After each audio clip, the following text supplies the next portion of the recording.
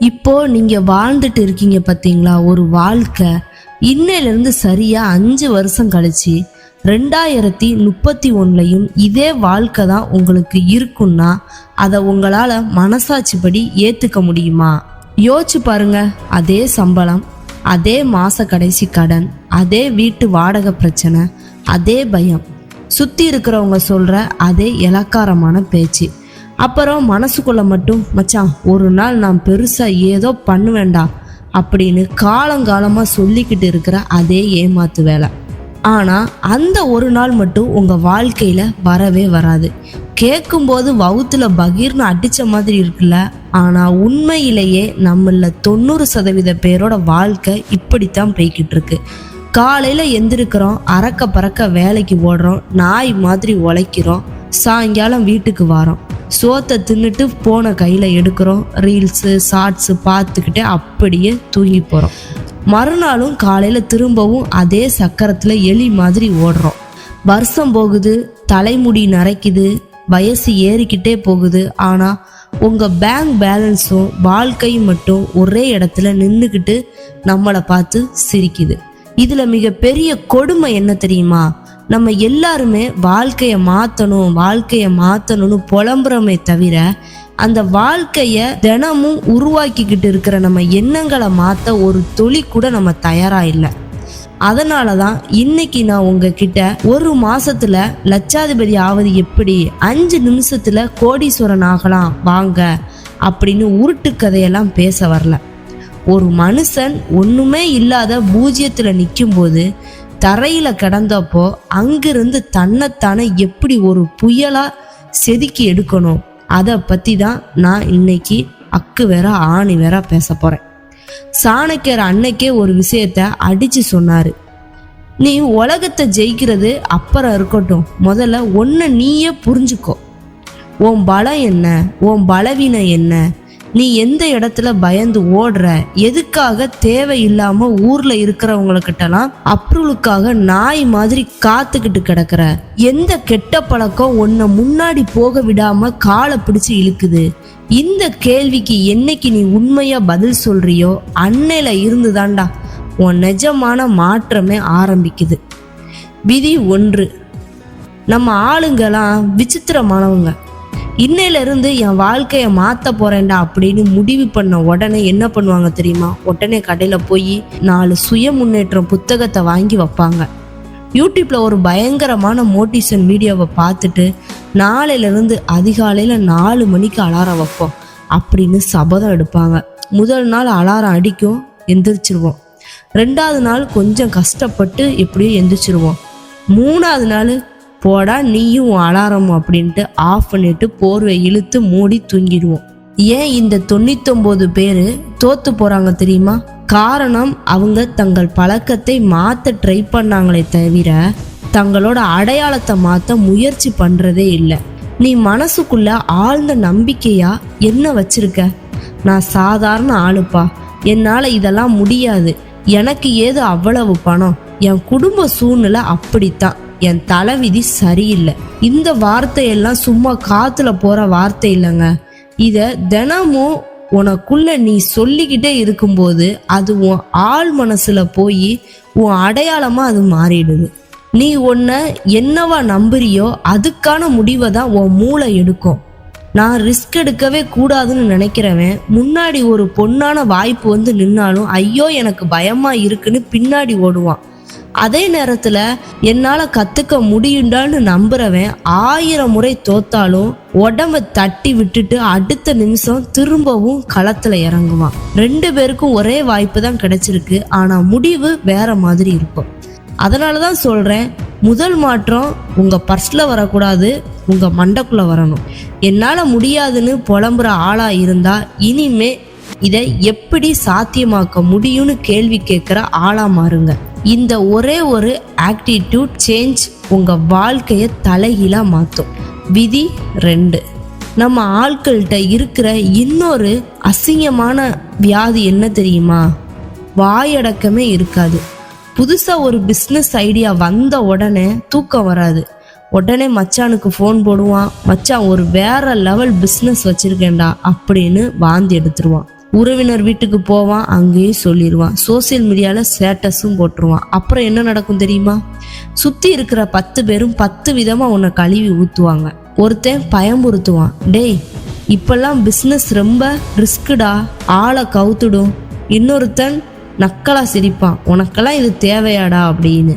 இன்னொருத்தன் அவன் தோத்து போன கதையை சொல்லி உன் வவுத்தெரிச்சலை கொட்டிக்குவான். இறுதியா நீ வேலையை ஆரம்பிக்க மாட்ட, ஆனா உன் மனசுல இருந்த கான்ஃபிடென்ஸு செத்து சுடுகாட்டுக்கு போயிருக்கும். ஒன்று நல்லா ஞாபகம் வச்சுக்கோ, பிளான் பேசுறதுனால பெருசாகாது, அது செயல்படுத்துறதுனால மட்டும்தான் பெருசாகும். நீ என்ன பண்ணணும்னு ஊருக்கு நிரூபிக்க வேண்டிய எந்த அவசியமும் உனக்கு இல்லை. வேலையை அமைதியா முடி, ரிசல்ட்டை தூக்கி அவங்க மூஞ்சில அடி. அமைதியா கத்துக்கோ, அமைதியா பிளான் பண்ணு, நாயா ஒலை. ஒரு நாள் உன் வெற்றியோட சத்தம் இந்த ஊரையே அதிர வைக்கட்டும். விதி 3. இந்த உலகத்துல இருக்கிற மிகப்பெரிய ஜனநாயக விஷயம் என்ன தெரியுமா? நேரம்தான். அம்பானிக்கும் ஒரு நாளைக்கு 24 மணி நேரம்தான். ரோட்ல பிச்சை எடுக்கிறவனுக்கும் 24 மணி நேரம்தான். ஜெயிக்கிறவனுக்கும் 24 மணி நேரம்தான். தோத்து போய் புலம்புறவனுக்கும் அதே 24 மணி நேரம்தான். வித்தியாசம் எங்க இருக்குது தெரியுமா?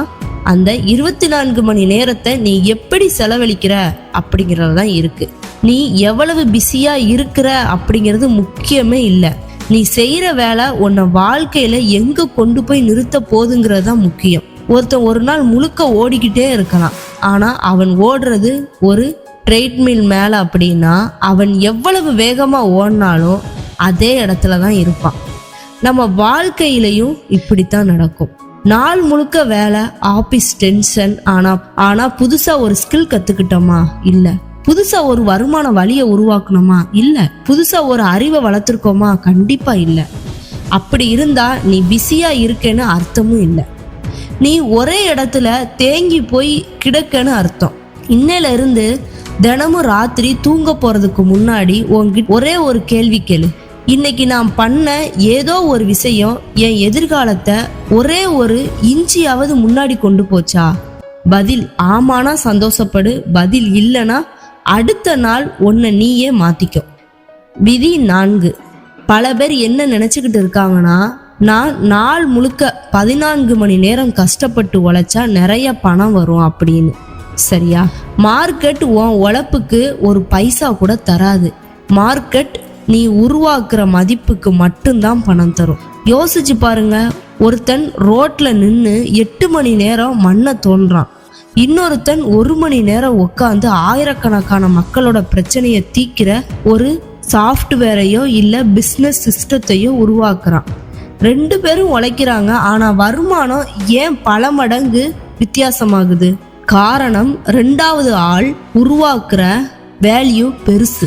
அதனால இனிமே உங்ககிட்ட நீங்க கேட்க வேண்டிய கேள்வி, நான் எவ்வளவு நேரம் உழைக்கிறேன் என்பது இல்ல, நான் எவ்வளவு பெரிய பிரச்சனையை தீக்கிறேன் என்பதுதான்.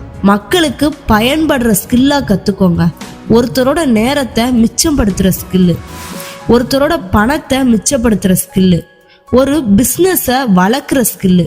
இந்த மாதிரி ஸ்கில் உங்க கையில இருந்தா நீ பணத்தை தேடி போக வேண்டாம், உன்னை தேடி இந்த உலகமே வரும். விதி 5. பணம் என்ன ஆவியா? அது தனியா காத்துல பறந்து வர போறதில்ல. பணம் மனுஷங்க கை மூலமா தான் இன்னொருத்தர் கைக்கு நகருது.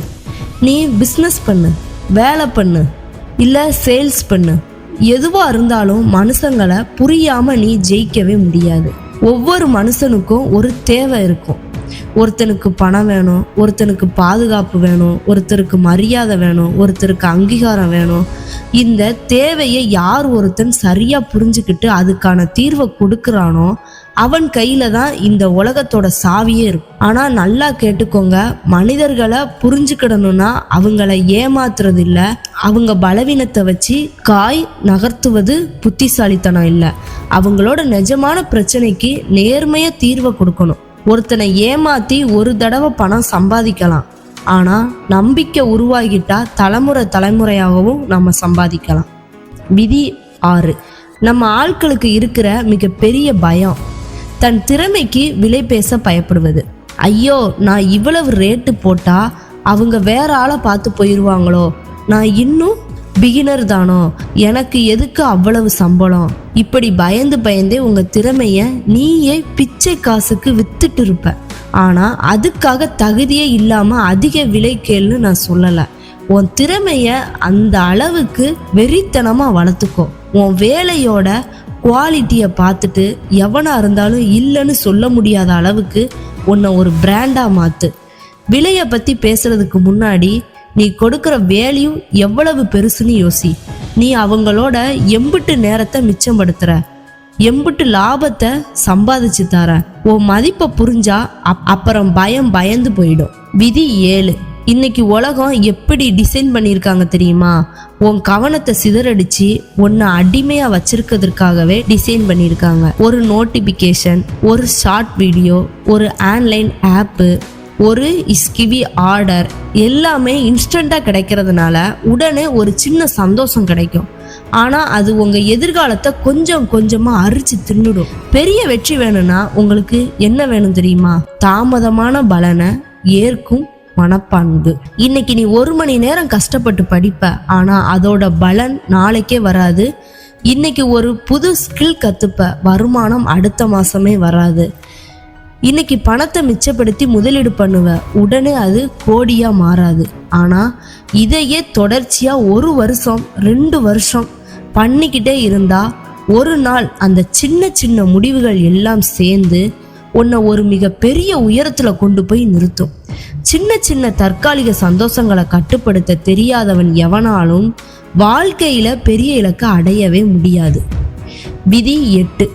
நீ தினமும் யாரு கூட உட்கார்ந்து பேசுறியோ அவங்களோட எண்ணங்களை தான் உன் மூளையில ஓடும். மச்சான், இங்கெல்லாம் ஒன்றும் பண்ண முடியாதுடா, பணம் சம்பாதிக்கிறதுக்கு ஒரு கொடுப்பனை வேணும்டா, அவனுக்கு பேங்க் அக்கௌண்ட் இருக்குடா, நமக்கு என்ன இருக்கு.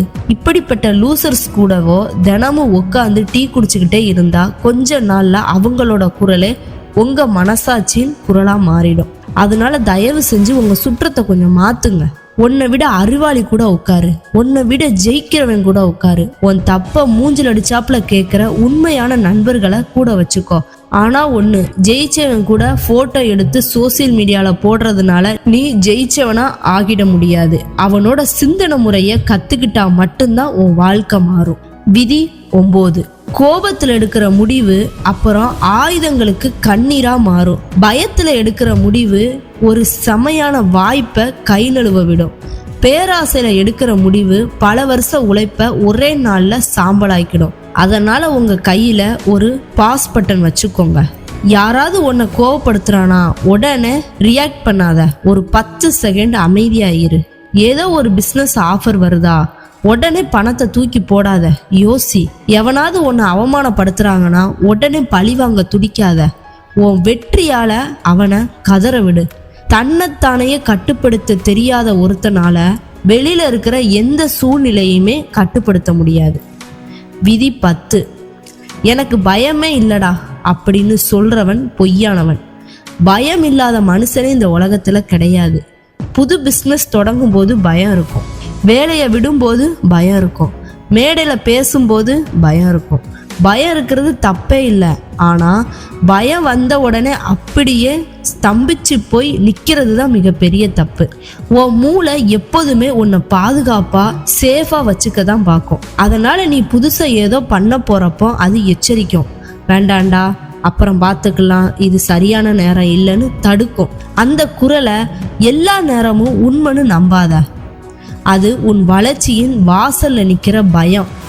பயத்தை தூக்கி எறிய முடியாது, ஆனா பயத்தோடவே முதலடிய முன்னாடி எடுத்து வைக்க முடியும். விதி 11.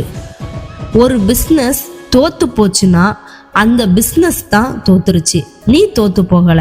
ஒரு இன்டர்வியூல ரிஜெக்ட் ஆயிட்டா அந்த வாய்ப்பு போச்சு, உன் திறமை போகல. ஒரு சம்பளம் உன்னை வரையறுக்க முடியாதுடா. தோல்விய ஒரு தீர்ப்பா பார்க்காத, அத ஒரு ஃபீட்பேக்கா பாரு. இங்க என்ன தப்பு நடக்குது, அடுத்து எதை மாத்தணும், அடுத்த முறை இதை விட சிறப்பா எப்படி பண்ணணும், இந்த 3 கேள்வியை கேட்டுட்டு அடுத்த வேலையை பார்க்க போயிட்டே இரு. விதி 12. நம்ம ஆட்களுக்கு இன்னொரு கன்ஃபியூஷன் இருக்கு. கண்ணுல படுற எல்லா வாய்ப்பையும் பிடிக்கணும்னு நினைப்பாங்க. அது புத்திசாலித்தனமே இல்லை. எல்லா பிஸ்னஸும் உனக்கானது இல்லை. எல்லா ஆஃபரும் உனக்கானது இல்லை. எதுக்கு சரி சொல்லணும் என்பதை விட எதுக்கு தயங்காம நோ சொல்லணும் என்பதுல தான் உன் வாழ்க்கையின் தெளிவே இருக்கு. நீ எல்லா திசையிலையும் ஓடினா எந்த திசையிலையுமே ஒரு மைல் கூட கடக்க முடியாது. ஒரு இலக்கை தேர்ந்தெடு, தேவையில்லாத சிதறுகளை வெட்டி ஏறி. விதி 13. இதுதான் இன்னைக்கு இருக்கிற இளைஞர்கள் விழுற மிகப்பெரிய சாபக்கேடு. கைக்கு கொஞ்சம் பணம் வந்த உடனே ஐபோனு, புது பைக்கு, பிராண்டு டிஷர்ட்டு, கடன் வாங்கி காரு. எதுக்கு? ஊர்ல இருக்கிறவங்க நம்மளை பார்த்து கெத்துன்னு நினைக்கணுங்கிற ஒரே ஒரு கௌரவத்துக்காகவா? வெளியில பார்க்க கெத்தா இருக்கும், ஆனா உள்ளுக்குள்ள பேங்க் அக்கௌண்ட் காலியா இருக்கும். இஎம்ஐ நினைச்சே தூக்கம் வராது. பணக்காரனா வாழ்ற மாதிரி நடிக்கிறது செல்வ வளம் கிடையாது. உனக்காக எதிர்காலத்துல பணம் சம்பாதிச்சு தர்ற சொத்துக்களை உருவாக்குறது தான் நிஜமான செல்வம். வருமானம் அதிகமானாலும் லைஃப் ஸ்டைலை ஏத்தாதே, உன் முதலீட்டை ஏத்து. விதி 14. பணம் வரலாம் போகலாம், வேலை வரலாம் போகலாம், பிஸ்னஸ் நொடிஞ்சும் போகலாம். ஆனா உன் மூளைக்குள்ள இருக்கிற அறிவு இருக்கு பார்த்தீங்களா, அதை எவனாலையுமே திருட முடியாது. தினமும் ஏதாவது கற்றுக்கோங்க. மணி மேனேஜ்மெண்ட் கற்றுக்கோங்க, மார்க்கெட்டிங் கற்றுக்கோங்க. இந்த மாதிரி பணம் வச்சிருக்கிறவங்கள விட பணத்தை உருவாக்குற திறன் வச்சிருக்கிறவங்க தான் எப்போவுமே ஜெயிப்பான். விதி 15. பெரும்பாலானோர் பாதுகாப்பான பாதையில தான் போவாங்க, அதில் தப்பு இல்லை. ஆனால் உனக்கு ஒரு வித்தியாசமான வாழ்க்கை வேணும்னா நீ வித்தியாசமான முடிவை தான் எடுக்கணும். நீ புதுசாக ஏதோ பண்ணும்போது இந்த உலகம் உன்னை பார்த்து சிரிக்கும், கேலி பண்ணும். அவங்களுக்கெல்லாம் பதிலை சொல்லிட்டு நிற்காத. உன் வாழ்க்கையை நீ தான் வாழ போற, அவங்க வாழ போறதில்ல. அனுமதி கேட்டு வாழ்க்கையை மாற்ற முடியாது. துணிஞ்சு இறங்கு. விதி 16. மோட்டிவேஷன் என்பது ஒரு கப் டீ மாதிரி. கொஞ்ச நேரத்துக்கு சூடாக இருக்கும், அப்புறம் ஆறி போயிடும். சில நாள் பயங்கர மூடாக இருப்போம், சில நாள் சோம்பேறித்தனமாக இருப்போம். அதனால் மோட்டிவேஷனை நம்பி வாழாத. ஒரு சிஸ்டம் உருவாக்கு. எப்படி படிக்கணும், எப்போ வேலை செய்யணும், எம்பிட்டு சேமிக்கணும், எதை தவிக்கணும். உனக்கு மூடு இருந்தாலும் இல்லைனாலும் அந்த சிஸ்டம் உன்னை வேலை செய்ய வைக்கணும். அதுக்கு பேர் தான் ஒழுக்கம். விதி 17. இதுதான் கடைசி ஆனால் மிக முக்கியமான விதி. கோடிக்கணக்கில் சம்பாதிக்கிறது மட்டும் வெற்றி இல்லைங்க. அந்த பணத்தை இழந்தாலும் திரும்பியும் பூஜ்ஜியத்தில் இருந்து அதே கோடியை உருவாக்குற தைரியமும் திறமையும் உங்ககிட்ட இருக்கா? அதுதான் நிஜமான வெற்றி. உண்மையான செல்வம் உங்க பேங்க் அக்கௌண்ட்ல இல்லை, உங்க மன வலிமையில இருக்கு.